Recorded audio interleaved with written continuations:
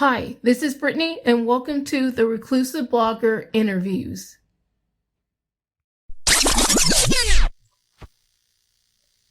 Hi, it's Brittney here, and we're back with another episode from the Reclusive Blogger Interviews. For today's episode, we've got a cool one that I'm really excited about, and if you're a NASA and space nerd like me, I think you'll love it. But before I get started and introduce my guest for this episode, I really want to thank everyone who has continued to listen and subscribe. It truly means the world to me, and that in this episode, I speak with documentary filmmaker Nathaniel Kahn. You may know him from some of his previous work, such as My Architect, a documentary that's centered on his father, architect Louis Kahn, or from the film The Hunt for Planet B. Now as Nathaniel promotes his latest documentary, the masterful IMAX film Deep Sky, which explores the making of JWST, aka James Webb Telescope, and all of the beautiful otherworldly images that has come from the telescope. I spoke with him about his work for the documentary Deep Sky, working with IMAX, and his career overall, and also the film's narrator, Academy Award nominee Michelle Williams, and also his influences and much, much more. I guess first I want to congratulate you on your documentary, Deep Sky, and I just want to ask about how you got started doing documentaries and all of that, and then I kind of want to talk about the process behind making Deep Sky and just working as a documentary filmmaker. Sure. Well, I got started making documentaries in the 90s. I come from the theater, and I was doing plays and still love the theater most of all. That's like my favorite thing of all. I love movies too, but the theater is like that's my heart. And then I was writing some movie scripts, and I actually wrote a script that was about my father, who died when I was young, and he wasn't married to my mother, and it was sort of this story of a son searching for his father. And I couldn't get the script made. I got kind of close to getting it made, and it didn't happen.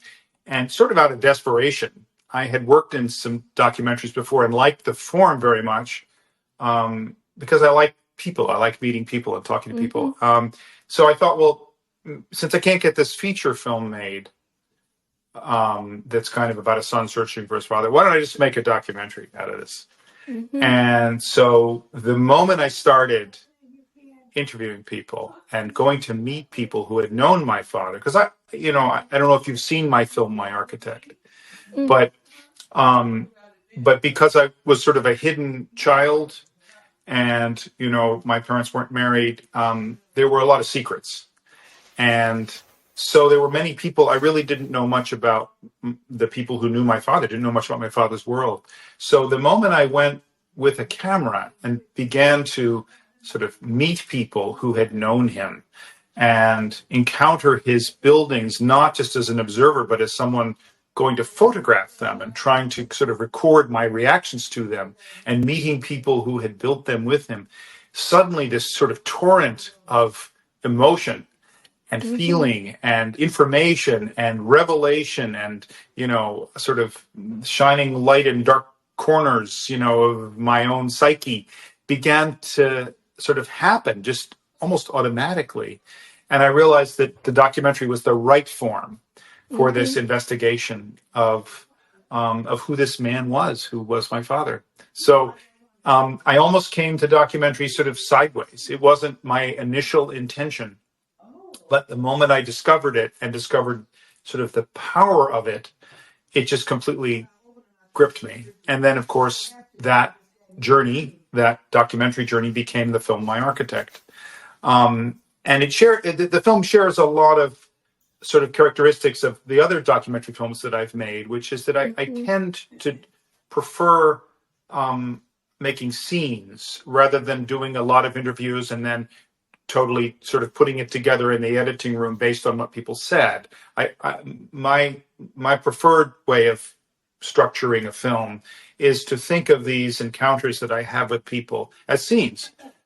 We're sort of the person that I'm talking to. We're playing a scene together. We're making music together in some way, and the integrity of that meeting, of that moment, seems really important. It is really important to me, and it's also important, I think, to the filmmaking process. So I, rather than kind of sort of mix and match and make a chopped salad out of it, I consider that kind of scene has this integrity to it, and I will cut that scene with the editors that I work with. We'll put that scene together and then maybe put it aside, and then we'll have some other scenes with other people, other encounters, other sorts of events, and you kind of have several of these scenes that are almost existing on their own, and then you start arranging them and seeing how they interact with each other, and sometimes the meaning comes out of the juxtaposition of those scenes rather than trying to create some kind of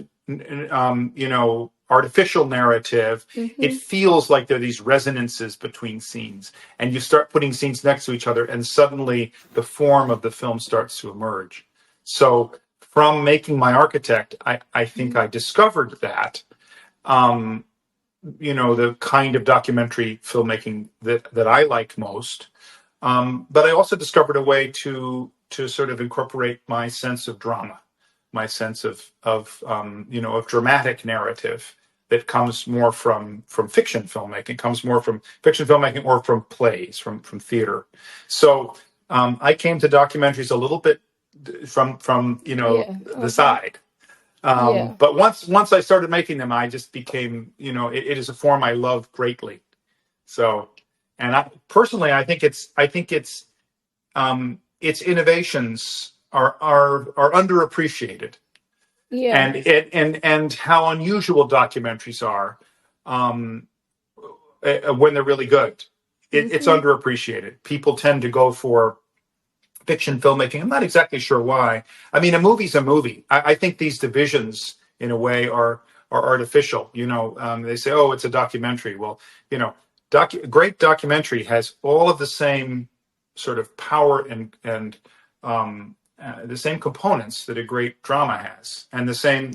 It can have the same emotional power as a great drama. Of course, not all films do that. But the documentaries that I most love are ones that have that kind of, dramatic, emotional power. Emotional power is what I go for. And kind of going back to something that you had said towards the end, since normally, and with your first documentary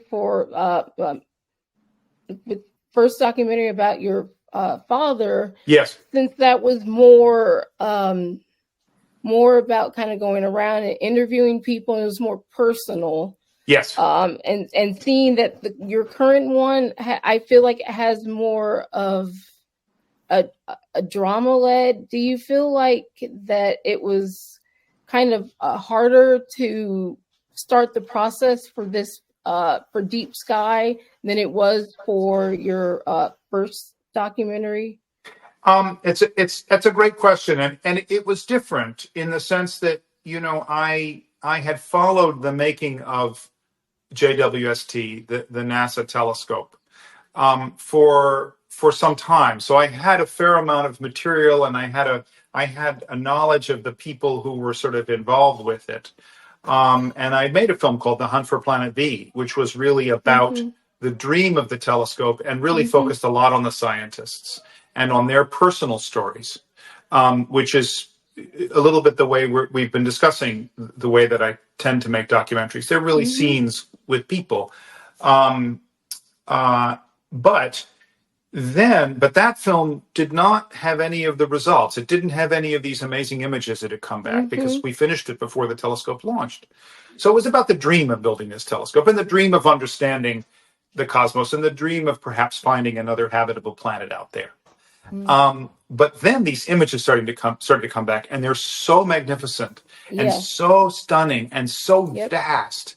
And you know, in talking with the folks over at IMAX, you know, we sort of realized this is a tailor-made IMAX experience because, you know, you can look at those images on your smartphone and they're very nice, you know, and it's a great screensaver, but you really can't get a sense, even an inkling of the vastness of these cosmic landscapes unless you see them really big.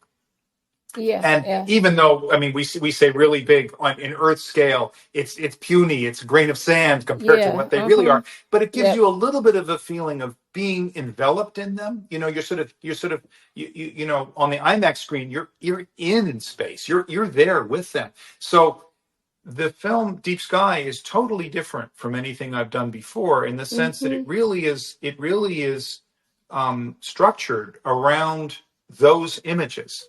And the challenging thing, of course, was as we were making the film, and I should say, films are collaborative, you know, medium. So I'm talking about working with my producer Bonnie and my editors Brian and Jay and my cinematographer Bob and the composer I work with. And I know you're a musician, composer Paul Leonard Morgan, and this is a family, you know, a family affair here. So we're looking at these images and we're saying, you know, wow, there's enough here to actually line the images up, and we begin to get the story of our universe and the story of what we now sort of understand how we got here, how this Earth came to be, you know. So in lining these things up, the narrative began to emerge from looking at those images like pearls on a string.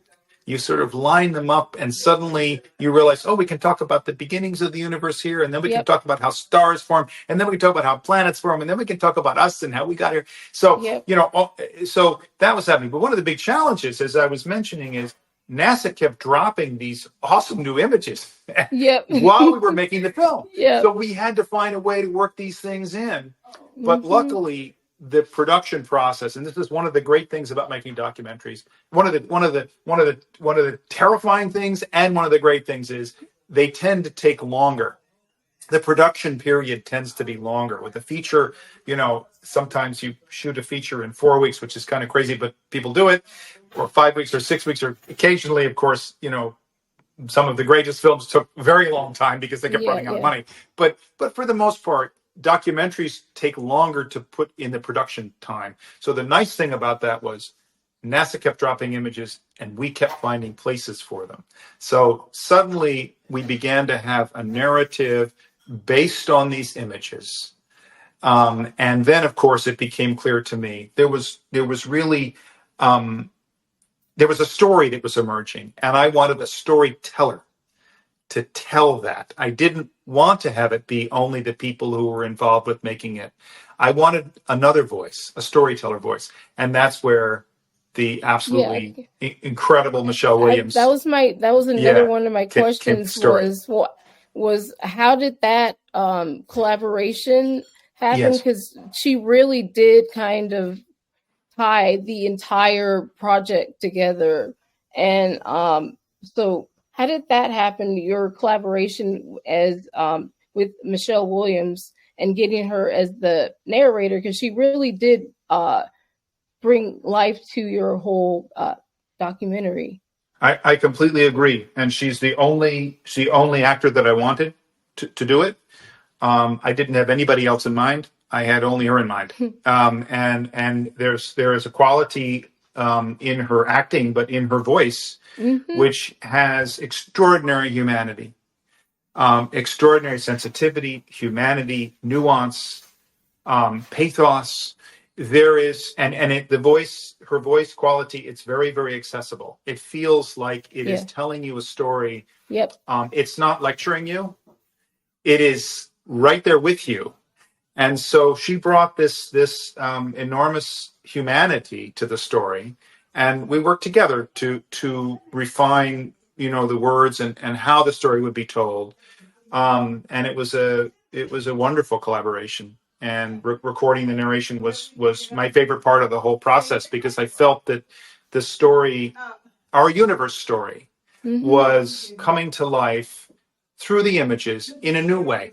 And it also brought me back sort of full circle to what I love most, which is the theater and drama and storytelling. So there was also an economy to it, because the film is only 40 minutes long.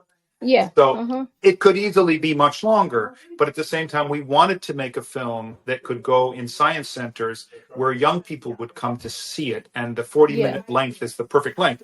So when you're shortening something that is as big as the universe to 40 minutes, you really have to find a way to tell it succinctly. So her narration not only ties it all together, but allows us to kind of traverse time and space in a very at a pace which is compelling, but also which keeps moving, forward. So it allows you to understand and sort of luxuriate in these great big spaces, but it also keeps the story moving at a good clip. You had mentioned having the movie at like only 40 minutes and having all being accessible to being put in all of the science centers. And that was one of the things I remember looking forward to when I was a kid, was all of the big IMAX films and documentaries from in all the science centers. That was a big deal for me as a kid. I was like one of those really nerdy kids. I was like, the new I love that. Me too. No, I agree. And I, every time I went to a science center, I always wanted to go to the movie theater. That was where I went. I wanted to go to the planetarium and the movie theater, and they seem related. I mean, this idea of for me, the movie theater is a sacred space. Because it's a place where we all sort of sit down together and we quiet down, and we see a story unfolding in front of us, and we experience that story collectively. And as much as I love the fact that I can log in, and stream any movie I want to see, and I can watch a Kurosawa movie tonight, and I can watch an Ingmar Bergman movie tomorrow, and I can see these great movies that I love from the past. What I really miss is seeing it with other people, because the collective experience, there's something that happens in the room, in the theater, when you're surrounded by other people experiencing these emotions, that feels it reminds you that you're a human being, on the planet with other human beings. You're not just a passive sort of receiver of things, individually. You're part of a collective.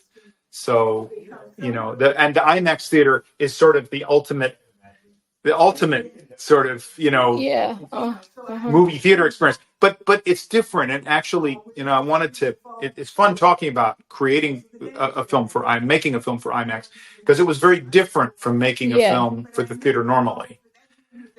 In that, because the IMAX screen is so big, if you sit in the theater and you watch people watching an IMAX film, their eyes move all over the screen. They don't just look straight ahead. So it's a little bit more like the theater, in the sense that, when you go to a play, you can look all around the stage, and there's interesting stuff to look at. It's not just what's center stage. And it's similar in IMAX. So the IMAX, creating for the IMAX screen was different. You had to slow down, slower cutting, less cuts, allow images to play longer on the screen, because you want people to be able to look around and explore it. That's part of the IMAX experience that you probably remember as a kid. I do too, which is like, you become part of the image. You fall into it. So it's a little more interactive in that sense. So that was, I had to learn that, and we had some humbling moments when we first looked at our cuts for this film on the IMAX screen. I think one of the ones that one of the ones that I remember as a child that was one of my absolute favorites was I can't remember the title exactly, but it was about the Galapagos Islands. And that one I just remember because you felt like you were actually there. So yes. I know exactly what you were talking about. Yes. And I think you answered that question that I have here, which is about how the experience was making the film for IMAX and working with them. But another question that I have is how has your filmmaking changed or evolved over time? No, that's a great question. I'm not sure that I'm able to answer that. I think maybe people watching, hopefully people watching the films that I've made, and I wish I'd made a lot more. I need to speed up. You know, there's so many films, there's so many projects I still want to do. I need to find a way to be more efficient. So I haven't made nearly as many films as I wish I had made, and as many films as I would like to make. I think that the more I make films, the more I know that I have so much yet to learn. And I find that what I'm interested in most of all is the things I haven't tried yet. So the fun thing about Deep Sky was really being able to experiment with a new medium and with a new sort of form of storytelling. So I want to keep reinventing the things that I'm trying. I want to start over again every time. I don't love the idea of, you become good at one thing and you just keep doing that.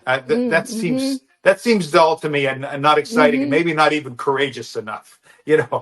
Making movies is risky business, and you have to accept that, and you have to be willing to say, all right, I already did there, but been there, done that. Let me try something new. And that goes for the subjects that you embrace, but it also, I think, goes for the techniques that you use. Yeah. You want to experiment with different ways of making things. I think everybody involved in the arts wants to keep trying something new. If you're a painter, maybe you want to try sculpture. If you're a sculptor, maybe you want to try, dance. So I don't know. I think I'm a big believer in the arts as being an essential part of being alive, as as anything. So I think we need art in the world desperately. And one of the things that I hope with a film like Deep Sky, that it actually reminds us that artists and scientists are kind of similar, because they're motivated by passion, and they're motivated by their love for what they're doing. But for the most part, they're not motivated by financial interest.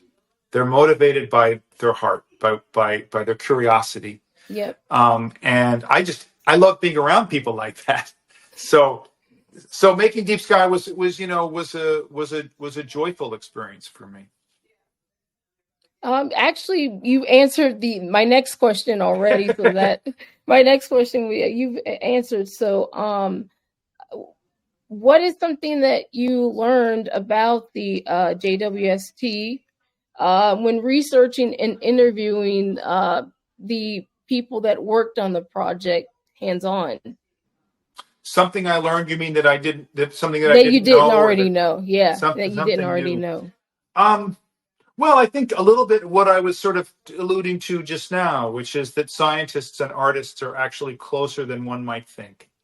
I think that's something I learned and I saw, and that fascinated me, because I grew up in the world of the arts. Both my parents were involved in the arts, and I have other people in my family who were involved in the arts. So I always loved science, but I don't have scientists in my family. So that was kind of new for me to realize that actually scientists were rather familiar. They seemed a lot like artists in many ways, and that made me that was kind of new for me. I'm trying to think of. I mean, there's certainly facts and things that I learned. I guess one thing that I learned that was very interesting was how how risky the entire enterprise was, in the sense that, we think of a big project that NASA would do. I mean, of course, NASA takes risks, but one doesn't realize with something like JWST that there were many ways in which it could have actually completely failed. And yet we, the taxpayers funded this telescope. So, we're all risk takers. We're all stakeholders in this together. We're all risk takers together. And I guess there was something that made me feel, pretty good, that all of us would be willing to kind of collectively, try this almost impossible thing, simply because we're curious about the universe and our place within it. There was no other real goal there except to find out, how did the universe begin? Where did we come from? And of course, to investigate this big question, are we alone? And I guess I feel like recognizing that we as human beings, we need to try these really difficult things that are about curiosity. We desperately need those things, because I think that they bring us together in ways that almost nothing else can do. We're united by our curiosity, by our desire to understand what's going on here. And when I was in college, I studied philosophy, and I really would say, well, that's not very useful. And, but at the same time, how can we not ask these questions? So I don't know exactly that this is something I learned, but it was something that I was very, very grateful to be able to be part of, to be able to kind of document and somehow feel a part of this big mission that all of us were kind of involved in some way, that all, everybody on the planet somehow wants to know the answer to these questions. We're all united by that. So I guess I felt the thing that was new about that, it wasn't really new, but it was just, it made me really happy to be able to be involved in something that was so positive. It felt like it was such a good thing to be doing. Yeah, when I was watching that, I was actually surprised to know that it was really that risky. Yeah. So yeah. Especially at how much it cost to. So I was like, oh wow, okay. Sure. Yeah. No, it's true. Well, you're right. I mean, and it's a valid question to say, hey, should we be spending $10 billion on a telescope, on trying to satisfy our curiosity, when we have so many challenges and problems right down here on Earth? And it's a valid question, but I think we have to do both things. We need to solve the problems that we've got here on Earth, and we can do it if we have the collective will. Maybe that's something that in answer to your question, because I don't think I answered it very well at all. This idea of what new did I learn? I think it's very easy these days to be really almost despairing about the state of the world. We live in a very, very difficult, divisive time. Yeah. And there's so many problems, and they're desperate problems, and we so need to solve them, all of them, and you somehow feel like, how is it even possible? It just seems impossible. And then you see something like this little project. I mean, it's little compared to, say climate change or something like that. But, you see this little project and you realize this thing was almost impossible to do. Yeah. Right. But people from, 14 different countries, 10,000 of them working together for more than 2 decades, many of them devoting time in their career where they were like, maybe not even going to see the end of this thing. And the results, they're not going to be able to benefit from it. The next generation will benefit from it. Seeing the possibility, the capability that we have as human beings to work together to make something like this, which is very abstract. It's not it's not terribly concrete. It's like we're building a telescope to maybe find out where the universe began. It's a pretty, abstract idea, right? And yet we were able to get it together, to hold it together in spite of all the problems, to do it, that I think that gives me hope, even in this really, really difficult time. Yeah, because I remember when the images first dropped, and you could see and they were like posting the images. They were even just on a small computer. They were absolutely stunning. And I remember for the longest time that I think the first image that dropped was my wallpaper on my computer. And I was like freaking out, and I was like showing everybody, but it's still, as you said, it was still that it being so abstract and kind of hard to explain. Yes. To a lot of people, but I could understand and kind of grasp how big it was, even if, it was still the aspect of like engineering and physics and science and stuff. I just knew that it was major, and the fact that they could actually complete that, it was still just mind-boggling to me.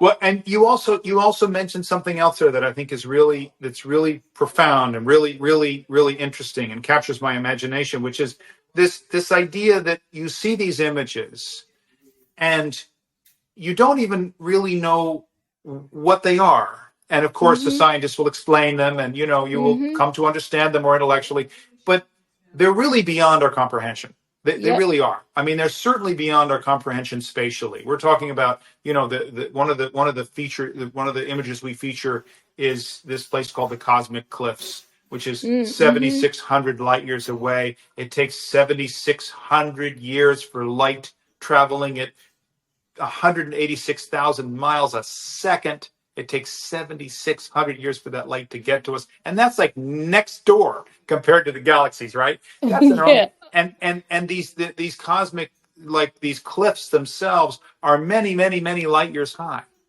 It takes like 7 years to climb them, just to get from the bottom to the top of the cliff. They're so huge we can't possibly understand. We can't really comprehend that at all. Yet, what you're saying happens, which is this feeling when you see them.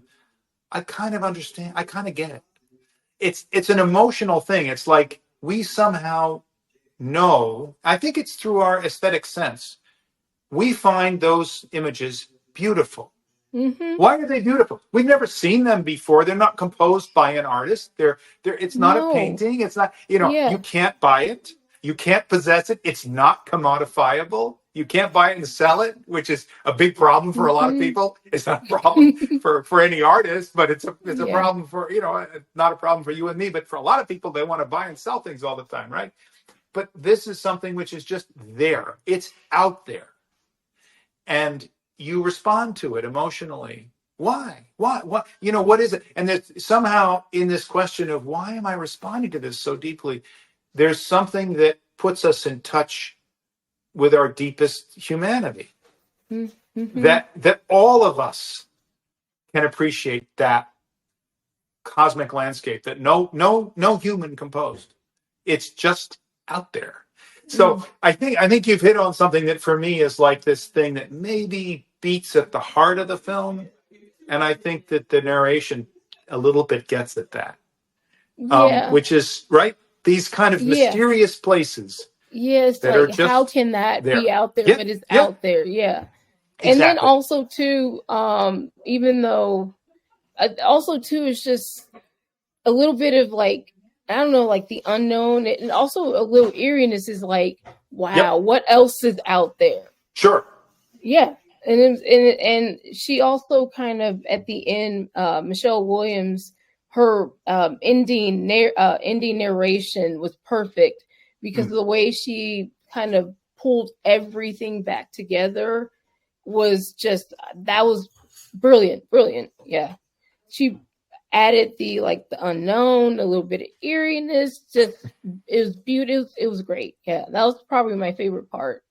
I agree with you. And I think that it's interesting how much of that, part of it is the words, but so much of it is the tonality and the artist that she is as an actor, to be able to bring the eeriness, the mystery, the hope, the longing, the sort of sense that there's an answer there, to bring all those things into a voice is, well, that's why she's a great actor. It's hard to do, but she did it. What artists or filmmakers have kind of been like a bigger influence on your career, just as an artist or filmmaking? Oh, so many. I hesitate to pick out any particular filmmakers because I have such admiration for anyone who manages to get a film made. I mean, I just love movies, and I've loved them since I was a kid. I mean, I remember my mother used to take me to the movies, and we were often late going to places, so we'd come in the middle of the movie, which can be rather difficult sometimes, except that, you would suddenly, be thrown into the middle of some experience, and you try to figure it out, and then we'd always stay and watch the whole thing again. But, I hesitate to pick out any particular movies, except that I remember, well, since we've been talking about documentaries, and of course, I went to more feature films than I went to documentaries, but I do remember the first time I went to see the film The Sorrow and the Pity. And my mother took me to it, and it's a documentary, and it's 4 hours long. And it's about World War II and the occupation of France and the atrocities that happened. And I just remember how entranced I was by the faces of the people as they were talking.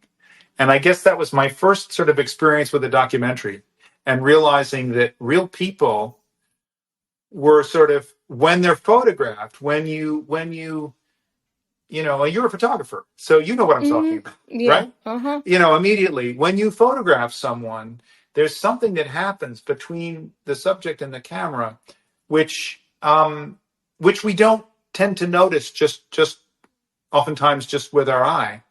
Something happens when you photograph them, whether it's a still picture or a movie camera. Yeah, there's something happens which slows you down enough that you really take in what someone's face is like, and what someone's personality is like, and and how much of that is coming through their face and their eyes and how they move, and the subtlest of gestures. We have trouble being close enough to somebody and observing them closely enough in real life, and somehow the camera gives you permission, even as a person who, I was always kind of shy as a kid. It was hard for me to be really close to somebody and kind of have this conversation where you felt that they were really seeing you and you're really seeing them. It could be awkward. But the moment you have a camera, something happens, and you somehow feel the permission, but also there's a lot of, you want to have a lot of respect. I mean, you do have a lot of respect for the person that you're filming or taking a picture of. And I guess I felt that coming through on the screen at this first documentary I saw, The Sorrow and the Pity. And I've never forgotten it. And it's something that I aspire to, that I strive for in my filmmaking, is the hope that in talking with someone and speaking with them, that we are in this kind of sacred space of communication, and that the camera, if something happens between us that is meaningful or moving, or something comes through, that someone is really sharing something deep from themselves, that it won't be lost, that the camera will somehow bear witness to that and will see it. So I always find that making a film, and making a documentary film perhaps especially, is a sort of it's a sacred experience. It needs to be something that's greatly respected when you're able to photograph somebody. I'm sure you feel that as a photographer, right? That was the biggest reason when I first started photography. I first started doing like flowers and things like that, and was to kind of get out of my comfort zone. Then I kind of started doing like people and Mhm. concert photography and all of that. And the thing I noticed was that people's faces and their expressions, and how some people are much more comfortable in front of the camera and Yes. would play up and things like that, and then other people would just kind of shut down. Yep. And then another thing I also noticed is sometimes it depended on who was behind the camera. Like some people were just much more comfortable with me, and then others weren't. And so that was something that I was really just started doing photography because I was like you, very shy, not really comfortable speaking to people, because when I was younger I had to deal with a lot of chronic illness. So, but yeah, and especially when you're editing photos, you just kind of notice the tiniest of quirks and things like that. But yeah, I love doing photography, and I love noticing just the little tiny things about people and stuff like that. But yeah, I understand what you mean completely. We're very lucky, aren't we? Yeah. to be able to have found a way to communicate and to experience other people in this way, and I think that that's one of the greatest things about photography as an art. I think it allows us to slow down enough to really notice how beautiful other human beings are. And as you say, those small things, those little things about a face or about, and it's different, with still photograph, you kind of look for certain things, and with motion picture, you look for something else. And one sort of has to do with, I don't know, I don't want to analyze, never thought about it before, but certainly with films, it's the tiniest gesture. It's like a tiny movement, a flicker of someone's eye, so now we're getting into the fact that I'm so lucky to work with a cinematographer, that I have several cinematographers that I'm very lucky to work with, but one that I've worked with repeatedly is Bob Richmond, and he is definitely a person who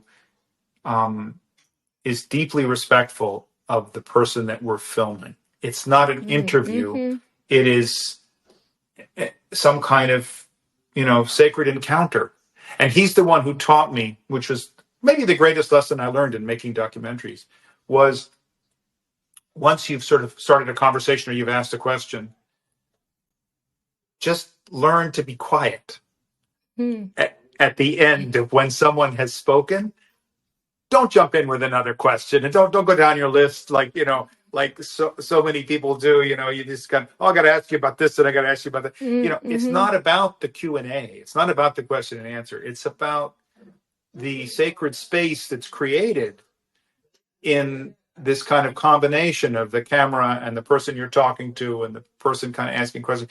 It's the silence that then someone feels okay with telling you something or talking about something that you didn't expect. Allow them to lead you, So those are my favorite moments in the films that I've made, is the moments when I sort of went in with some, thought of what I wanted to talk about, and then it goes in a totally different direction because the person I'm speaking to takes it there. It's not me pushing it. They take it there.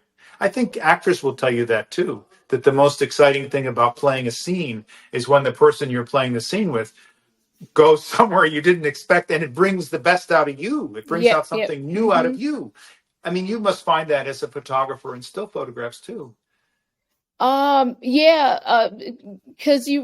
it's very similar. Also, too, when you had mentioned from the cinematographer and interviewing, also too, when I always have like a list of questions when I'm interviewing someone for my podcast, but it's always much easier when it just like becomes a conversation and are literally like answering questions that I've already have written down. So it's been a lot easier. too, and it's just like your cinematographer, it said you have to be comfortable with the silence, or otherwise you'll never be comfortable interviewing people. Absolutely. I agree with you. I agree with you 100%. And it's a great lesson for us in general in listening to someone else. You have to be comfortable with the silence, because you kind of don't know what's next. Could be anything, you know? Yeah. Yeah. You've already answered that one, so I guess. But for someone that's not like familiar with your work or familiar with what the premise of Deep Sky is, what 3 words would you use to describe it or define it to someone, to get someone to see the documentary? 3 words. Oh my gosh. Well, I think I would start probably with wonderment. And wonderment, because these places that we've talked about, these images, when you see them on the IMAX screen, when you see them big, they're so phenomenal. You really end up with your mouth open. You are filled with wonder. And then maybe the next word might be puzzlement, because you wonder, what does it all mean? How do we make sense of all this? And there's something wonderful in that puzzlement. It's not like confusion. It's like it's related to the wonderment in the sense that you're asking questions. Questions are being posed in the film, but then it sort of, hopefully it inspires questions in you as well about existence, sort of where we came from, where we're going, what does all this mean? And it's sort of in the context of these great cosmic scenes, it's okay to feel that way. It doesn't feel hopeless, or it doesn't feel bad, it feels okay to be puzzled. Like, it's good to wonder, and it's good to not know. It's okay to not know and to ask the questions. So puzzlement in the sense of wanting to ask questions. And the final word would be hope. Hope. I feel that in making the film, and in seeing these scientists working together to build this telescope and try to understand our place in the universe, and to then see these images of places that are really out there, that far transcend the life of the entire Earth, and that are far vaster than anything we can possibly imagine. Even though we have pictures of it, we can't really imagine it. I somehow am left with a feeling, and people have told me this in seeing these images in this big format, I'm left with a feeling of hope, that we're so lucky to be here on this tiny planet in this vast universe. It could easily have gone a different way, and there could be nothing here, but here we are, and we have this incredible, we've made a terrible mess of a lot of it, and we continue to, but it's not hopeless. There is hope for the human race, for our species on this planet. There is hope for us. And the hope somehow comes through our curiosity, and we're all united by that. So this hope, I hope anyway, that people end up feeling that sense of hope, that there's hope for us. And I got 2 more questions. Sure. What is the best piece of advice that you've been given that you would share with other people in the creative field? Keep going. Don't stop. Don't lose heart. Don't, trust what is deep inside yourself. I mean, this sounds like, like pablum advice, but it's just true. You have to trust the smallest voice inside you that says, no, I know what's right. I know which way I want to go. You can't not listen to it because it's all you've got. Your intuition, your sense of direction, it's all you've got. Nothing else matters. No advice from any agent or any expert or any previously, successful people. Or it really, it doesn't matter in the end. What matters is only that, and everybody has it. Everybody has it. That tiny voice inside yourself that says, no, I do have something to give. I do have something to say. I do have a voice. I may be shy. I may have all kinds of challenges and problems and troubles, and everyone does. Even when they hide it, even when, the people who seem like they don't have any, they got them, trust me. Yeah, they everybody has something. But people have within them this voice, and you somehow have to return to your childhood and you'll hear it calling you. It's there. It's there in the world. It's there in the whisper of the breeze in the trees. You're feeling about that somehow you're connected to that. Maybe that's what happens when you look at these cosmic images. There's this sense of, I'm here for a reason. I'm here for a purpose. This is not meaningless. That little voice, trust that little voice inside you beyond anything. That's, for anybody creative, I think that's number one. And you can maybe the best word for it is intuition.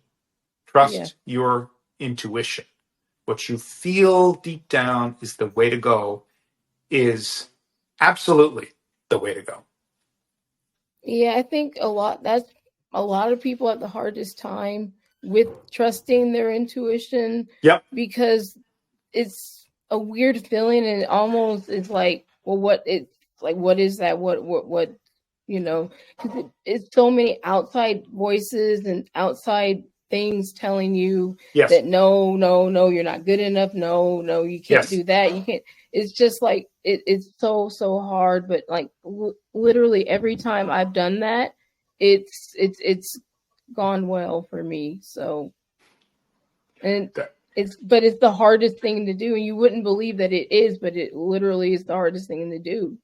You're absolutely right, and it should be the easiest thing to do because I know. all it is listening to yourself. But we have such a hard time with it, and and there are many forces. Don't you? I mean, there are many forces in contemporary life that make that difficult. From images of impossibly successful people to to advertising things that you couldn't possibly buy, to just everything is sort of bombarding you with sort of challenges to your own sort of integrity as a person, your own sort of being, your little self that is actually huge. So many things challenge that. So I think it's harder now. I like to think it's harder now on a certain level, than it's ever been. I'm not saying that, times, human beings have struggled through history in a million different ways. But I think the particular struggle now, one of the great struggles, is that we're so bombarded by stuff that drowns out the small individual voice. That we need to really hold on to that. And once again, the silence comes up. You need to go into silence. You need to close the door, turn off the TV, turn off the computer, turn off the smartphone, and just listen to the silence. Yeah. And then you can hear yourself. And my last question is, if you can answer this one, because is there anything that is coming up for you, projects that you can speak about? And is there anything that I didn't ask that I should have asked? No, I think this has been a fantastic conversation. Oh, wow. Thank you. I've really enjoyed this. You've given me a lot. I've really enjoyed our conversation very much. Me too. Thank you. So I think there's nothing more I feel like I could add. And I'm working on a fiction project now. So I'm very excited to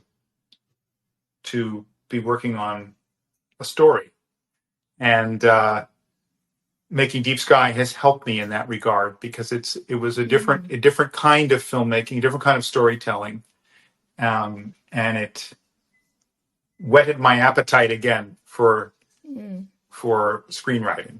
So I have a film that I want to make, that's a feature film.